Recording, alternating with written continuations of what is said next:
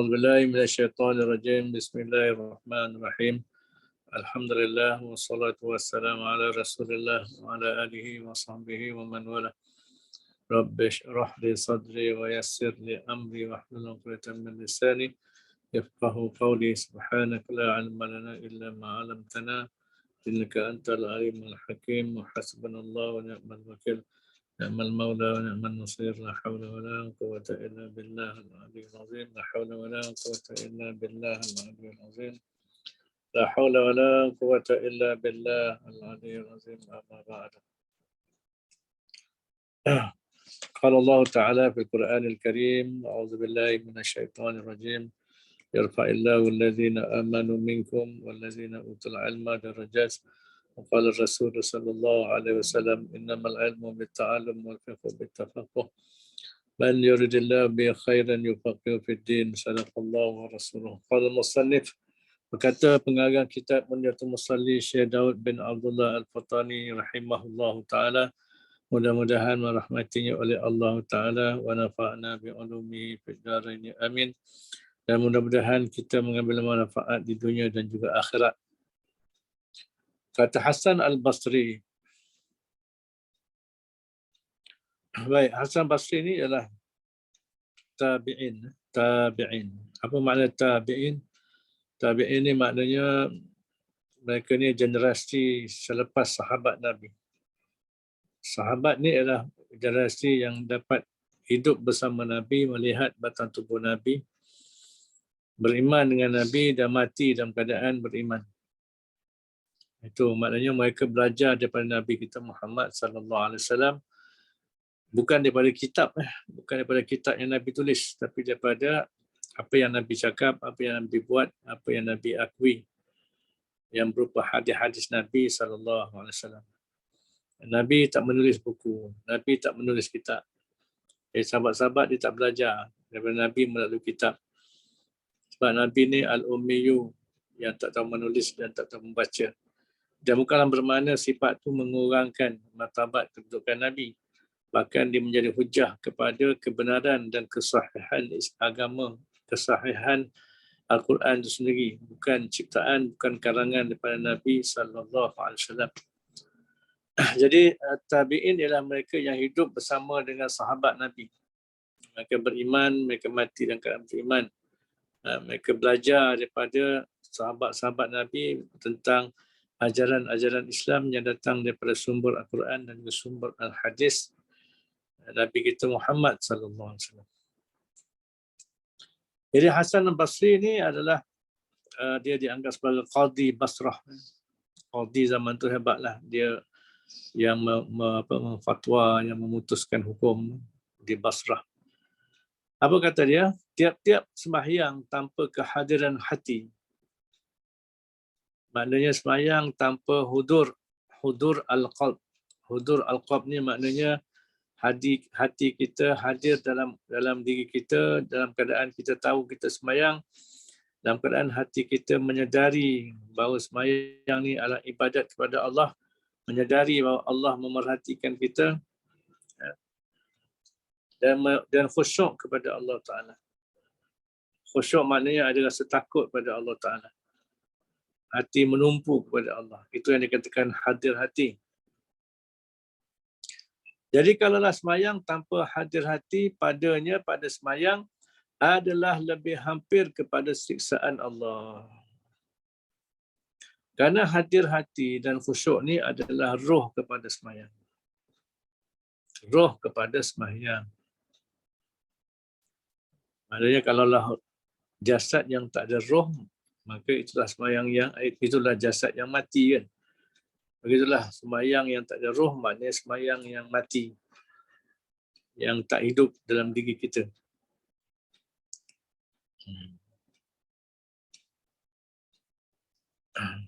Walaupun dari segi hukum fiqh ni memanglah hadir hati khusyuk ni adalah sunat.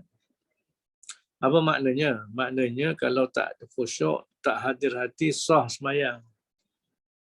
Sah sembahyang, maknanya kewajipan sembahyang itu lepas. Namun dari sudut pahala sembahyang, dia dinilai berdasarkan hadir dan khusyuk hati ketika semayang. Maka orang yang semayang dalam keadaan tak hadir hati, dia tak merasa pun dia sedang berbual dengan Allah, dia tak merasa pun dia sedang berdialog dengan Allah, dia tak rasa pun Allah memerhatikan dia. Maka orang begini semayang dia sah tapi tak ada pahala lah.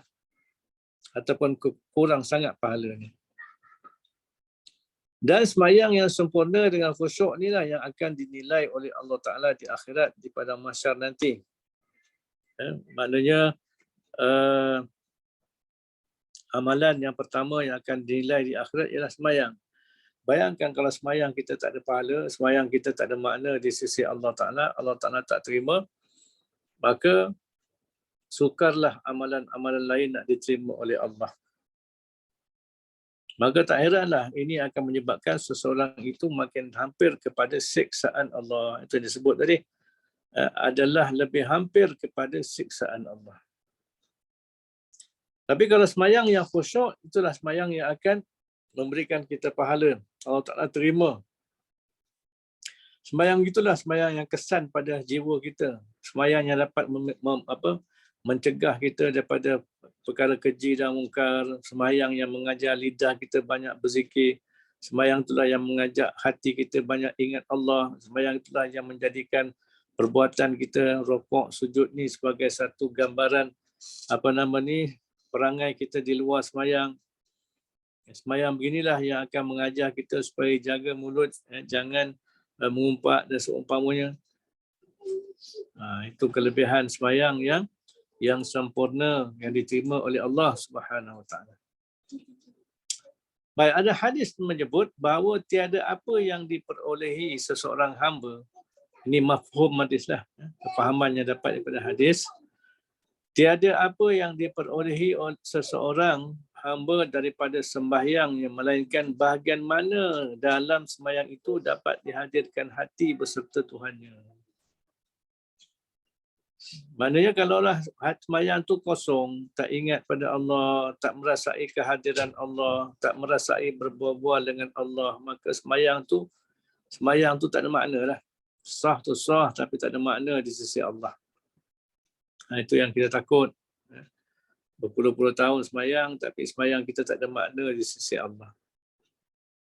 Ini yang kita sangat membimbangkan. Ini perasaan yang mesti ada. Perasaan bimbang, rasa takut ni, takut Allah Ta'ala tak terima amalan kita, takut Allah Ta'ala tak beri pahala amalan sembahyang kita. Ini namanya takut yang dikatakan sebagai khauf. Khauf ni perkara yang kena ada. Khauf, takut, bimbang.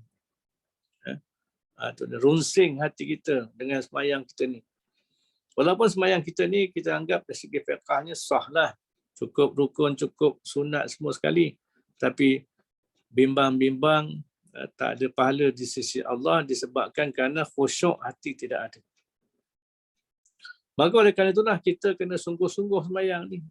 Macam mana kita sungguh-sungguh dalam kehidupan dunia kan. Kita sungguh-sungguh belajar dulu pasal nak masuk matrik. Sungguh-sungguh belajar exam di matrik pasal nak masuk universiti. Sungguh-sungguh belajar siang malam, sanggup stay up sebab apa? Nak lulus, dapat degree. Tak cukup degree, sungguh-sungguh nak dapat master. Tak cukup master, sungguh-sungguh nak dapat PhD. Semua tu kita buat sungguh-sungguh. Sebab apa? Kita yakin perkara itu boleh membaikkan kedudukan kita, membaikkan keuangan, membaikkan taraf hidup dan sebagainya. Maka bagaimana kita dengan sembahyang kita? Sembahyang kita pun kena sungguh-sungguh lah. Sembahyang kita pun kena sungguh-sungguh. Sebab apa? Inilah yang akan menjamin hidup kita di akhirat. Kita kat dunia ni sebenarnya hidup kita pendek sangat. Setakat ni kebanyakan kita lah baru lahir daripada perut mak, kemudian jadi kanak-kanak, jadi bayi, jadi kanak-kanak, kemudian masuk sekolah, kemudian masuk sekolah menengah, masuk matrik, masuk universiti, grad. Umur pun baru 30-an. Masih pendek sangatlah hidup kita kat dunia. Paling panjang kita pun besok kita dah tua sikit, dari dewasa umur 40, kemudian 50, 60, kan. Lepas tu 70 dah dekat mati dah. Tak ada orang yang umur 70 ni jauh daripada mati. 70 biasa dah dekat mati.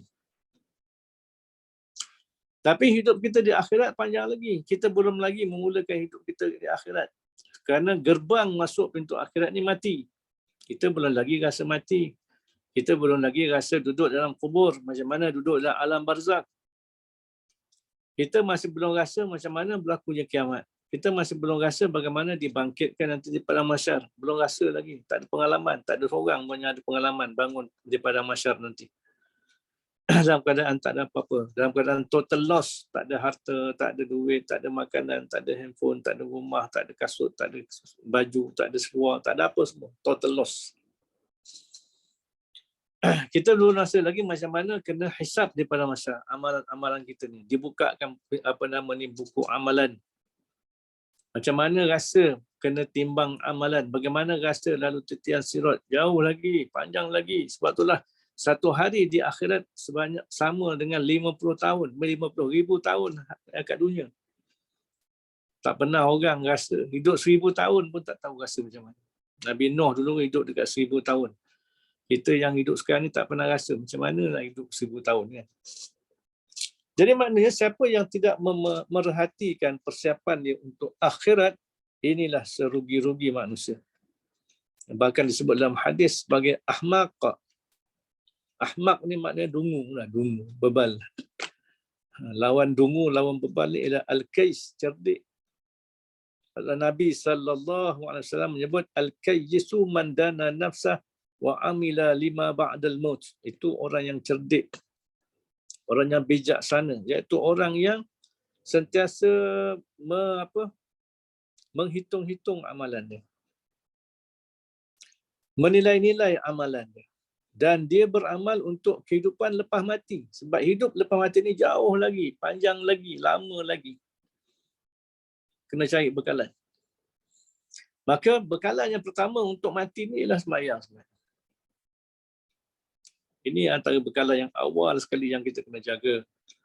Kalau kita serius nak mempersiapkan diri kita untuk akhirat, maka jagalah sembahyang. Pertengkakkanlah sembahyang. Baik. Ada orang yang bersembahyang tetapi tidak disuratkan pahala bagi sembahyangnya walaupun 1/6 atau 1/10. Tak dapat pahala, penuh lah orang kata. 1/6 ataupun 1/10. Ini jenis orang sembahyang. Jenis sembahyang sendiri ni. Jenis orang sembahyang sendiri.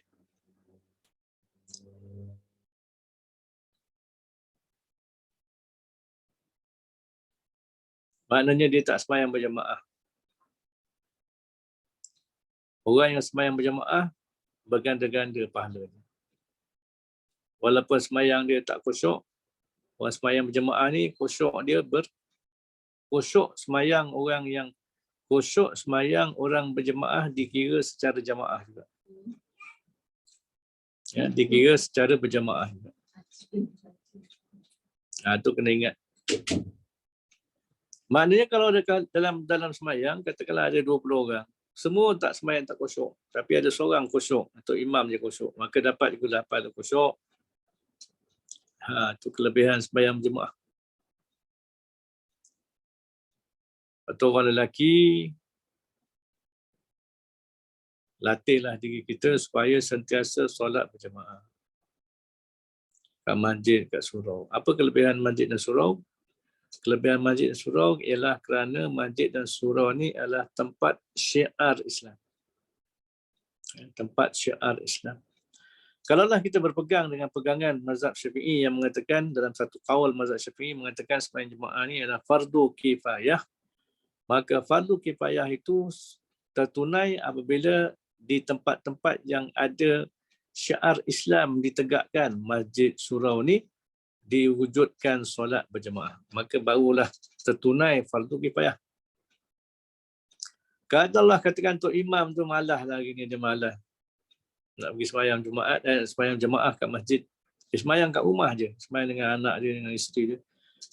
Dan tak ada orang lain yang buat sembahyang tu di masjid, maka seluruh anggota karya tu berdosa.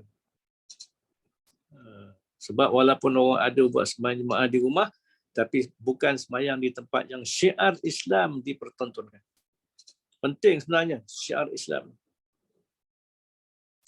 Sebab itulah kewajipan fardu kifayah tu takkan lepas sehinggalah masjid ataupun surau di tempat tu menunaikan solat berjamaah.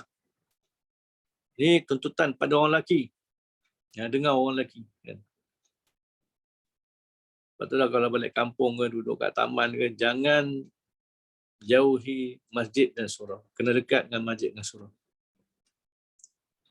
Orang perempuan yang ada suami, pastikan ajak,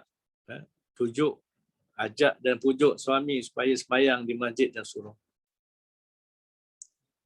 Orang perempuan kalau tak pergi surau tak apa. Orang perempuan tempat yang paling baik sembahyang kat rumah, kat bilik dia. Tapi dia akan dapat pahala lebih.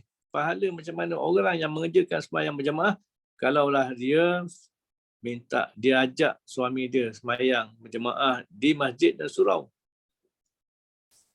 Maka dan dia redha dengan tu. Dia redha dengan suami dia keluar pergi balik masjid, maka dia akan dapat pahala suami tu. Suami tu kerja jemaah, maka sembahyang jemaah, maka dia pun dapat sembahyang jemaah. Orang perempuan lagi senang masuk syurga. Banyak ada pahala dia. Setiap kerja rumah dia ada pahala yang berganda-ganda. Baik. Berbanding dengan sembahyang seorang dalam dapat khusyuk payah. Sembahyang seorang lah selalu kita lupa rakaat kan. Sembahyang seorang ni selalu lupa rakaat. Sembahyang Zuhur terutamanya. Sembahyang Zuhur, mata tengah mengantuk, perut tengah kenyang. Sembahyang seorang-seorang lepas tu. Itu yang asyik masuk rakaat ketiga, masuk rakaat keempat lupa. 3 ke 4. Ini biasa berlaku. Sebab apa? Sebab kita suka sembahyang seorang-seorang. Sembahyang seorang-seorang ni mudah, kuatlah bagi syaitan. Syaitan lebih kuat menimbulkan was-was, menimbulkan gangguan, keraguan dalam hati orang yang sembahyang.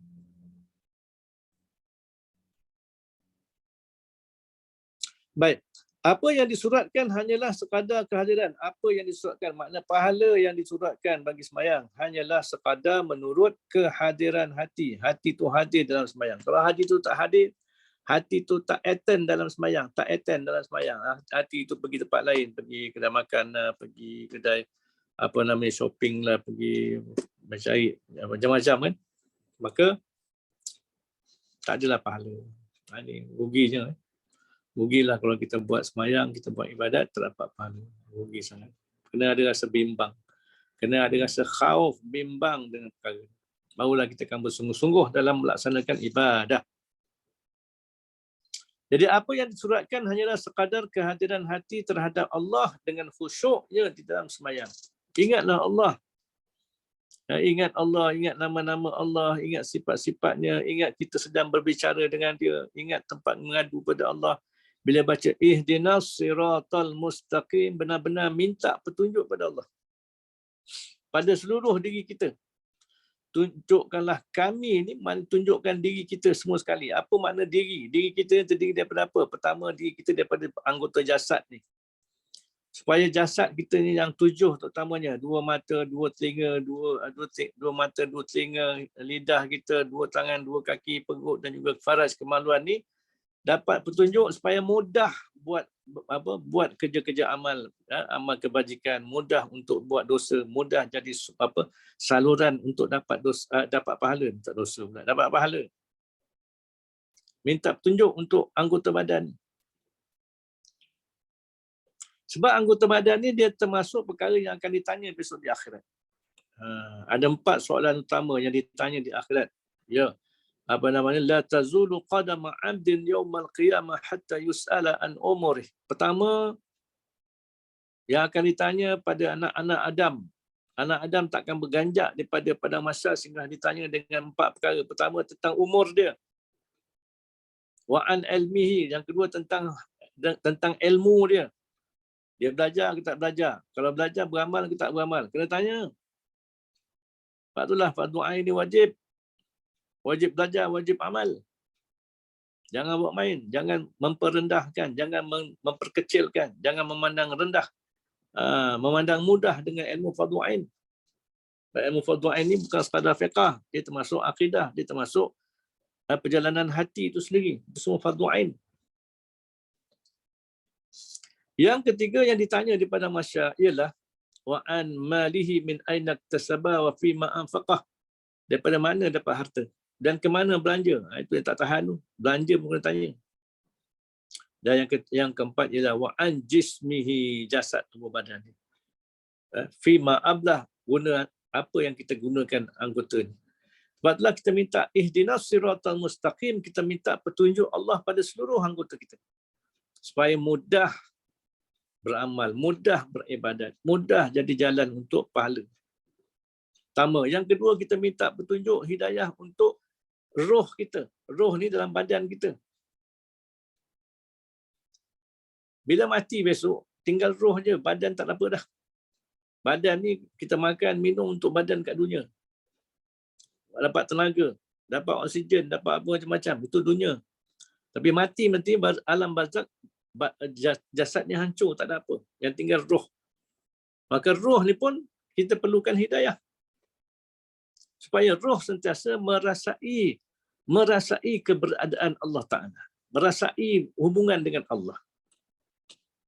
Roh. Yang kedua, yang ketiga ialah hati kita.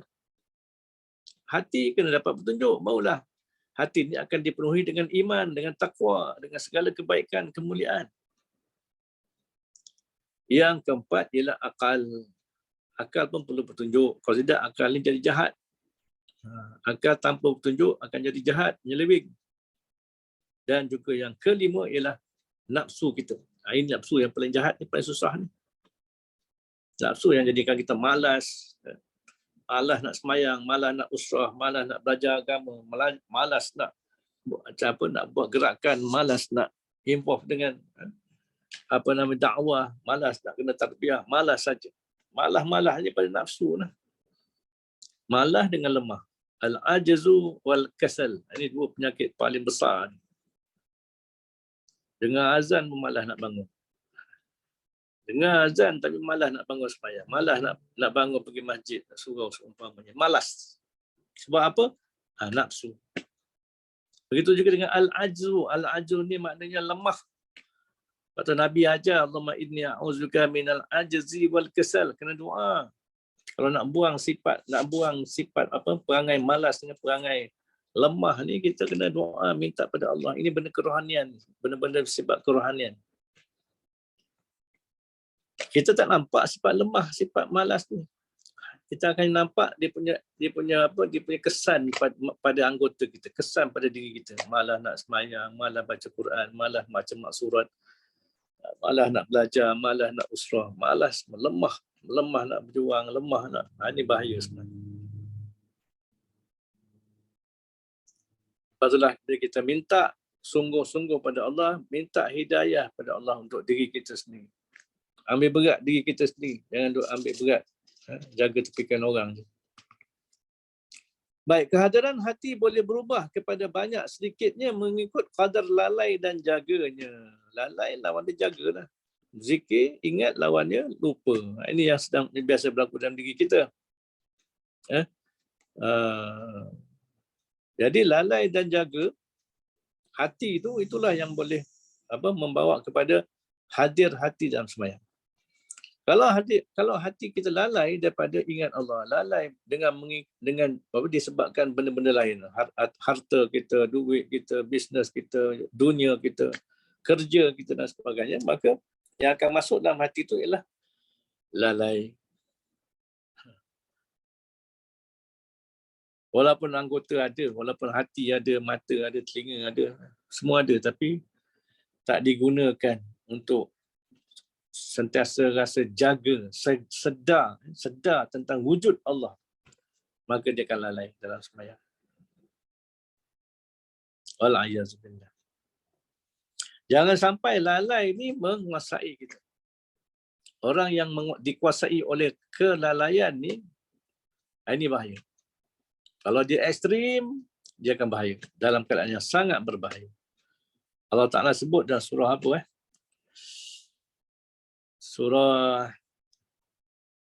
Abi tak ingat nama surah. Abi cek balik. Lahum qulubun la yafqahuna biha. Siapa yang hafiz, cuba cari balik surah tu.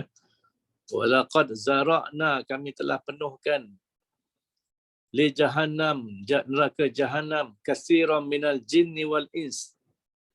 Kebanyakan daripada jin dan manusia. Lahum qulubun la yafqahuna biha, bagi mereka hati mereka tak guna untuk berfikir. Lalai maknanya. Walahum a'yunun la yubsiruna biha, bagi mereka mata tapi tak melihat, guna mata untuk melihat kebesaran Allah contohnya. Walahum a'yunun, bagi mereka telinga, la yasma'una biha, mereka tak guna untuk mendengar, tak nak dengar ilmu, tak nak dengar kuliah, tak nak dengar nasihat, tak nak dengar ajaran Allah. Lalai juga maknanya. Ulaika kal an'am, mereka ibarat binatang ternak, balhum adal, bahkan lebih sesat lagi kata Allah. Wala'iyazbillah. Sebab apa? Sebab mereka ini faulaika humul ghafilun. Sebab mereka ni orang-orang yang lalai. Ghafil, hati dia lalai. Bila hati lalai, seluruh anggota menjadi lalai. Wala'iyazbillah. Baik. Bagi orang yang hadir hatinya dan khusyuk pada sekalian sembahyangnya, maknanya Allahu Akbar rakaat pertama khusyuk. Daripada masuk rakaat kedua khusyuk. Masuk rakaat ketiga khusyuk, rakaat keempat khusyuk. Ini yang dikata dapat khusyuk sempurna. Apa yang berlaku sering ni, rakaat pertama khusyuk. Masuk rakaat kedua dah gelong dah. Dah teringat macam-macam. Ini yang kalau hati tu sedar, hati tu jaga, dia teringat aku tengah sembahyang ni, maka dia akan kembalikan semula hati itu dalam sembahyang. Maka dapatlah rakaat ketiga pun khusyuk juga. Tiba masuk rakaat keempat datang pula lalai ni. Maka kena lawan supaya kita ada mujahadah untuk khusyuk. Orang yang mujahadah untuk khusyuk, maka dia dapat pahala khusyuk juga. Baik. Jadi bagi orang yang hadir hatinya dan khusyuk pada sekalian sembahyangnya, disurat semua pahalanya, dapatlah pahala semua lengkap. Pahala rukun, pahala sunat abad, sunat rai'ah, kelebihan zikir, wirid dalam sembahyang, kelebihan doa dalam sembahyang, kelebihan baca Quran dalam sembahyang. Banyak. Manakala bagi yang lalai dan pada sekalian sembahyangnya tidak disuratkan apa-apa pahala untuknya. Ini lalai dalam sembahyang. Ada juga orang yang disebut dalam Quran fawailul lil musallin, celakalah orang yang sembahyang, maknanya orang masuk neraka. Sembahyang tapi masuk neraka. Siapa dia?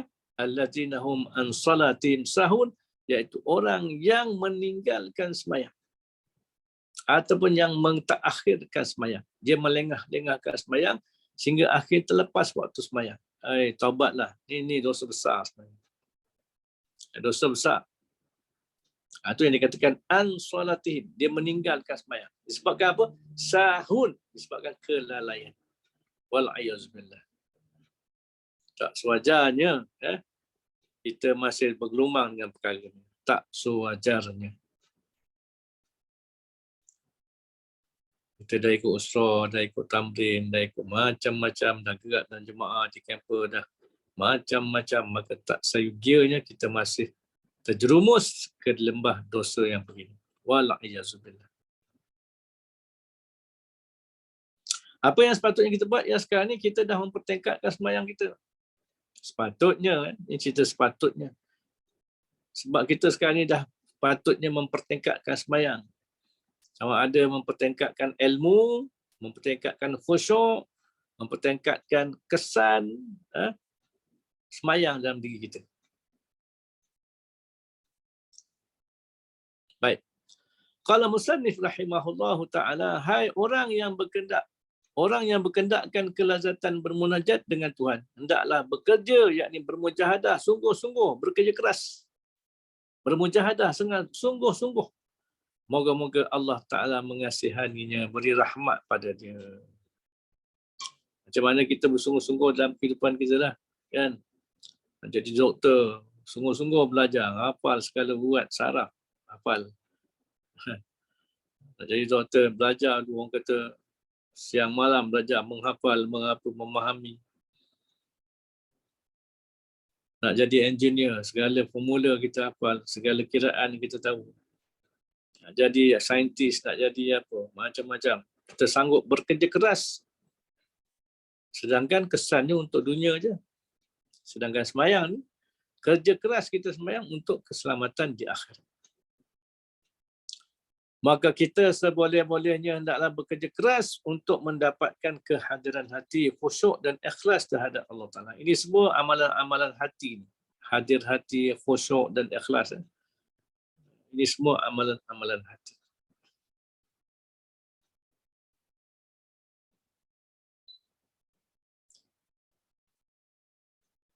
Memanglah susah, susah. Tapi kerana susahlah kita, bila kita usahakan sungguh-sungguh, maka Allah Ta'ala akan mudahkan semuanya.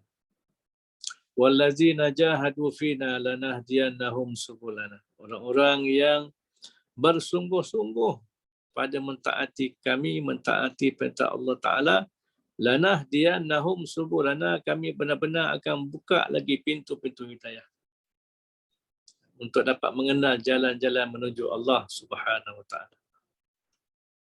Jadi memanglah kita tak ada yang tahu hati kita kosong ke tak, susah nak tahu kita ni ikhlas atau tak ikhlas. Tapi itu bukan urusan kita. Kita hanya disuruh berusaha khusyuk, berusaha hadir hati, berusaha ikhlas. Penilaiannya Allah Ta'ala. Ini yang dikatakan Allah Ta'ala menilai hati manusia. Manusia suka menilai luaran manusia. Baik. Dan kita hendaklah mengamati apa kalam Tuhan yang kita bicarakan dalam sembahyang. Maknanya apa yang kita baca, kita tadaburkan. Betul, tadabbur ni penting. Setengah ulama berpandangan tadabbur ni wajib. Belajar tafsir tu tak wajib, fardu kifayah aja. Tapi mentadabbur ayat-ayat Quran untuk dapatkan petunjuk hidayah, panduan tu wajib. Kerana itulah tujuan Al-Quran diturunkan. Liyadabbaru ayatihi, kan. Allah Ta'ala turunkan Quran ni. Kitabun anzalna ilaika, kami turunkan satu kitab ke atasmu wahai Muhammad. Mubarakun, satu kitab yang penuh keberkatan. Apa tujuan dia? Liyadabbaru ayati, supaya mereka mentadabbur ayat-ayat. Jadi itu tujuan, purpose Quran diturunkan untuk dibaca dan ditadabbur. Waktu ada setengah ulama yang keras mengatakan wajib belajar bahasa Arab. Sebab apa? Tanpa bahasa Arab kita tak dapat nak mentadabbur dengan baik Al-Quran. Itu pandangan setengah yang keras lah. Dan kita ni ialah patutlah rugilah orang yang dah tahu bahasa Arab dan belajar bahasa Arab tapi membiarkan ilmu tu tak diasah dalam memahami Al-Quran dan sunnah Nabi sallallahu alaihi wasallam. Ambil bahasa Arab untuk ambil PSSPM, lulus bahasa Arab komunikasi kan. Lepas tu habis. Sayang sayang dan rugilah. Baik. Mengamati apa kalam Tuhan. Sebab Al-Quran ni kalam Allah. Betullah ada satu pandangan mengatakan kalau nak tahu sejauh mana kita ni cakna peduli tentang agama, tengok apa kecaknaan kita, kepedulian kita terhadap Al-Quran. Kalau kita tak ambil peduli tentang Al-Quran, itu tanda kita tak cakna, tak peduli dengan Al-Quran. Dengan agama itu sendiri. Bohonglah orang yang mengatakan dia memperjuangkan agama, dia concern dengan agama dan sebagainya, tapi tiba-tiba dia tak peduli Al-Quran dalam hidupnya. Dan janganlah bersegera pada mana-mana bacaannya. Kejau nak cepat kan. Kerana pengamatan dan penelitian tidak berlaku dalam keadaan bersegera. Takkan berlaku dalam keadaan bersegera. Maka sewajarnya kita baca Quran dengan apa? Warattilil Qur'ana tartila. Apa makna tartil Quran? Pertama baca sebiji-sebiji, baca perlahan-lahan supaya dapat membantu memahami Quran. Baca dengan tajwid, kemudian baca dengan tadabbur. Itu semua termasuk dalam pengertian warattilil Qur'ana tartila. Dan sebab itulah membaca Quran dengan tartil ni satu ini persiapan terbawi yang Allah Taala sediakan kepada Nabi kita Muhammad sallallahu alaihi wasallam. Sebab itulah daripada awal pelantikan Nabi sebagai nabi dan rasul, Nabi diperintahkan ikra, baca. Padahal Nabi ni ummiyu, tak tahu baca dan menulis, tapi perintah pertama dalam wahyu ialah ikra. Tu hebatnya, hebatnya. Maka kita yang boleh membaca sewajarnya lebihlah lagi berusaha untuk mendapatkan ilmu, mengamalkan ilmu dan dapat menghayati ilmu. Baik, qala musannif rahimahullahu taala, apabila melakukan rukuk dan sujud hendaklah ditetapkan dan disertai dengan tamakninah. Wallahu a'lam bissawab.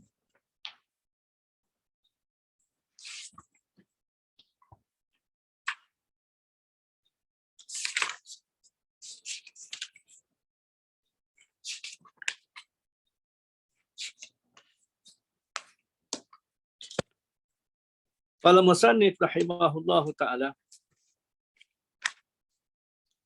berkata pengarang kitab Penawar Bagi Hati Syekh Abdul Qadir Al-Mandiri, mudah-mudahan merahmatinya oleh Allah, wa nafa'na bi ulumihi fid dharain, amin. Dan firman-Nya Allah, wala taqrabuz zina innahu kana fahishatan wa sa'a sabila. Artinya, dan janganlah menghampiri kamu akan zina, kerana bahawasanya zina itu adalah dia maksiat yang sangat keji, fahsyak, dan sejahat-jahat jalan, artinya sejahat-jahat pekerjaan. Maksudnya zina ini disebut sebagai sabila, jalan.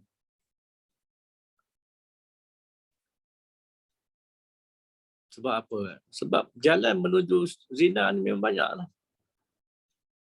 Jalan nak menuju zina. Yang dia perintah sini adalah wala taqrabuz zina. Jangan menghampiri zina. Hampir pun jangan. Sebab nak hampir zina ni banyak jalan dia. Nak hampir kepada zina ni banyak jalan. Tak kira sama ada belum kahwin ke ataupun dah kahwin ke. Jalan berzina ni tetap banyak. Sebab tu dalam hudud, orang dah kahwin, berzina lebih besar, lebih teruk hududnya pada orang bujang. Orang bujang kena rotan je. Orang zina, orang dah kahwin berzina kena kejam dengan batu. Jahatnya. Itulah hati-hati. Jangan cuba-cuba nak mendekati jalan zina. Telah mencerita oleh Al-Bukhari dan Muslim daripada Ibnu Al-Mas'ud radhiyallahu anhuma, berkata ia Ibnu Mas'ud ni di antara Abdullah, di antara Abdullah Abbas, Abdullah bin Umar, Abdullah Ibnu Mas'ud. Tiga Abdullah ni yang dianggap kibar ulama di kalangan sahabat. Mereka semua orang muda-muda. Orang muda-muda semua. Tapi muda yang cerdik, muda yang bijaksana, yang cepat belajar, cepat menguasai ilmu. Banyak menghafal Quran, banyak menghafal hadis. Itu hebatnya tu orang. Jadi apa kata Ibnu Mas'ud? Bertanya aku akan Rasulullah sallallahu alaihi wasallam, apa dosa yang lebih besar daripada sisi Allah Taala? Maka Nabi bersabda, ya Nabi, bahawa engkau jadikan bagi Allah Taala akan menyekutuinya. Maknanya menjadikan Allah ni sekutu lain daripada Allah. Ini dosa paling besar. Syirik.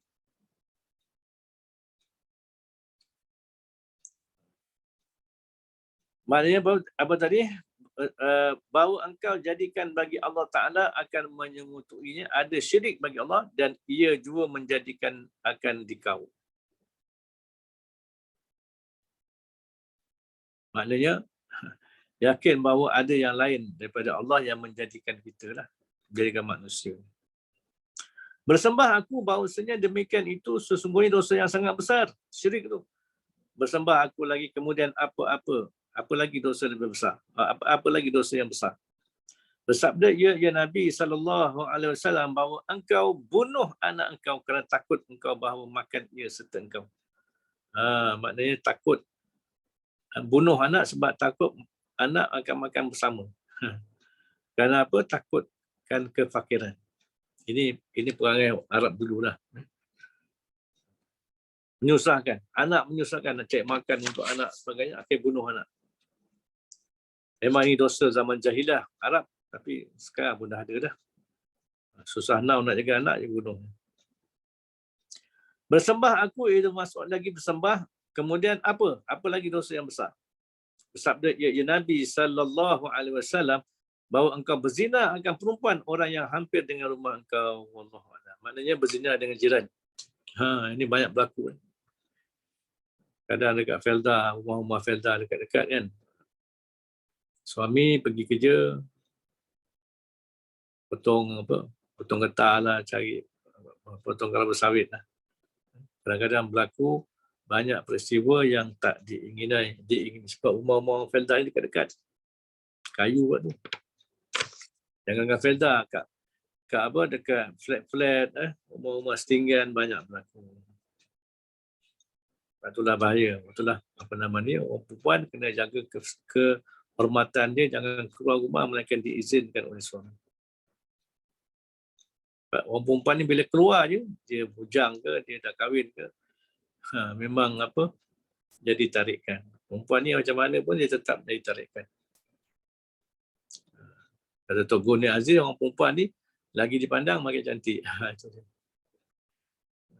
Pada tiap hari tengok, jangankan sekretari, Pak Gad pun tengok tiap hari lah nama cantik kan. Orang minta sedekah. Kalau perempuan tengok tiap hari lama-lama nampak cantik. Jadi yang nampak cantik tu apa? Itu nafsu lah.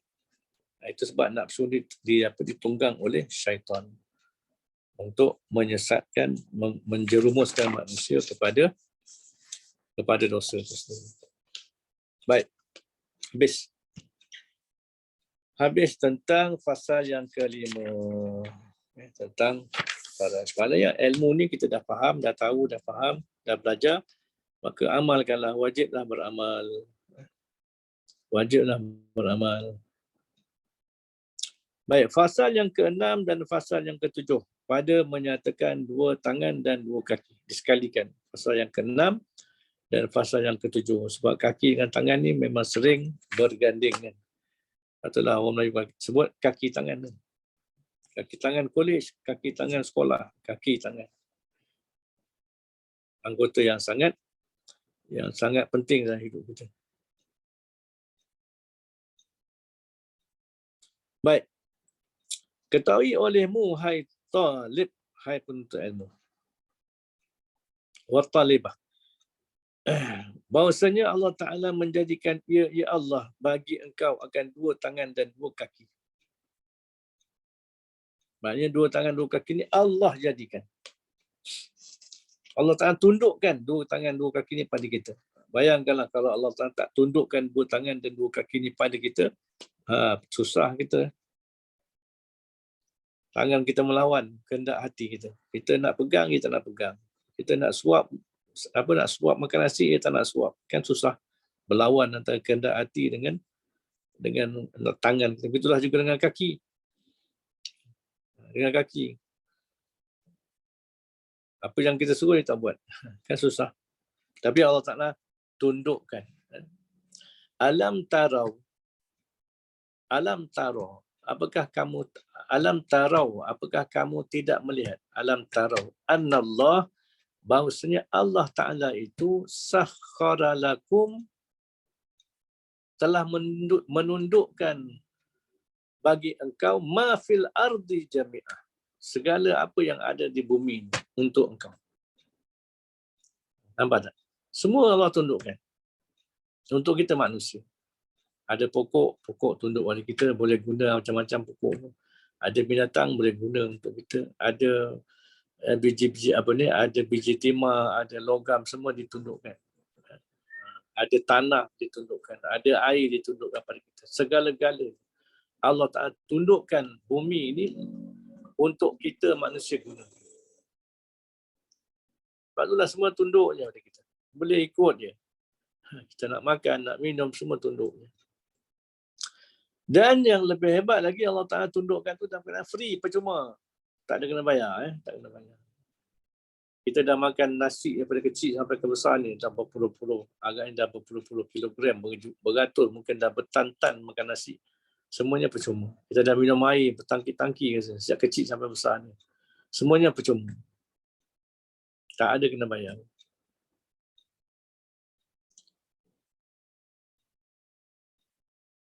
Kita dapat ilmu, kita masuk universiti, kita dapat kerja, dapat kahwin, dapat anak, dapat isteri. Semua Allah Ta'ala sediakan.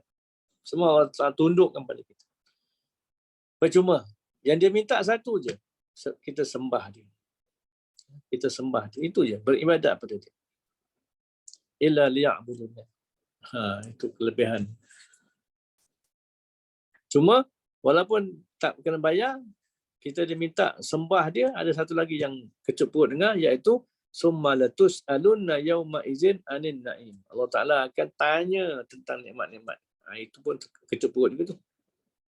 Dia tak minta bayar, tapi dia nak tanya.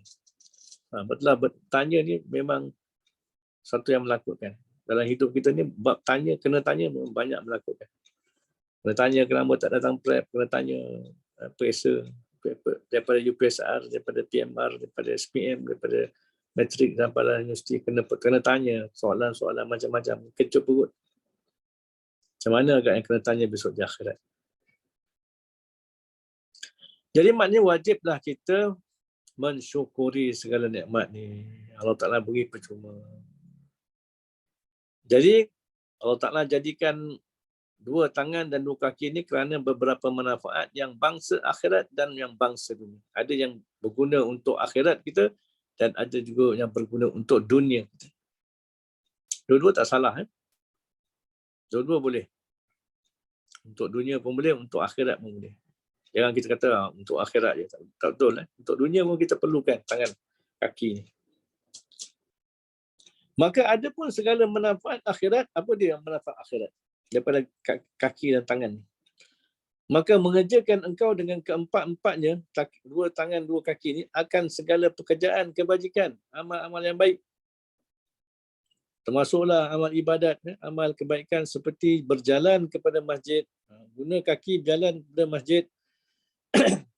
Kalau ada kaki tiba-tiba tak pergi masjid, itu tanda kita tak bersyukur pada Allah. Tak bersyukur. Bukan sekadar masjid, segala tempat yang baik lah. Kuliah, tempat usrah, tempat mesyuarat, tempat apa yang baik-baik ni. Gunakan kaki. Setiap langkah tu ada pahala. Dan kepada tempat belajar ilmu yang memberi manfaat. Macam kita ni kan. Senangnya kita sekarang ni dah tak berjalan dah. Duduk kat bilik je. Buka online je. Klik.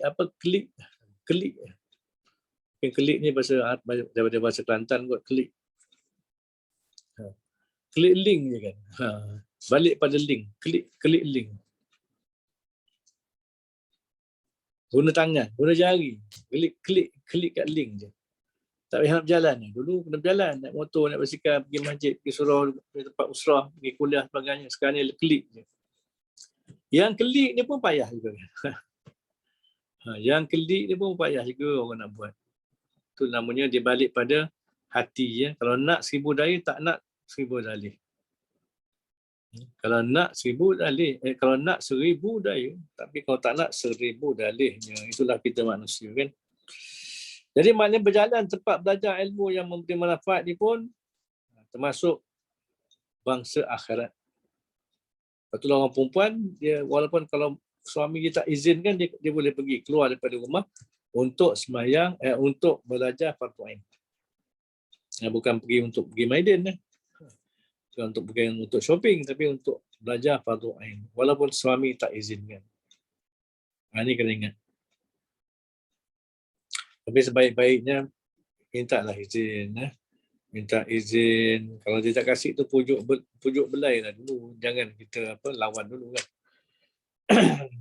Ada orang kata cara-cara yang sesuai. Bukan terus lawan dia kan. Bila lawan tu orang lelaki ni memang action sikit. Dia punya ego besar kan. Besar ego orang lelaki ni. Itu yang boleh menyebabkan pergaduhan, pecah cerai-berai dan sebagainya. Wala'iyazbillah. Dan juga berjalan kepada tempat perang sabil. Untuk masuk dalam perang sabilillah lah. Kena guna kaki. Dan tempat mengerjakan haji, pergi haji dan umrah. Dan berjalan kerana ziarah sahabat. Ziarah sahabat, ziarah ahli-ahli usrah, ziarah kan. Itulah. Orang yang pergi menziarahi sahabat ni akan ada malaikat yang tunggu kat tengah jalan yang mendoakan orang yang berjalan menziarahi sahabat-sahabat ni kerana Allah kan.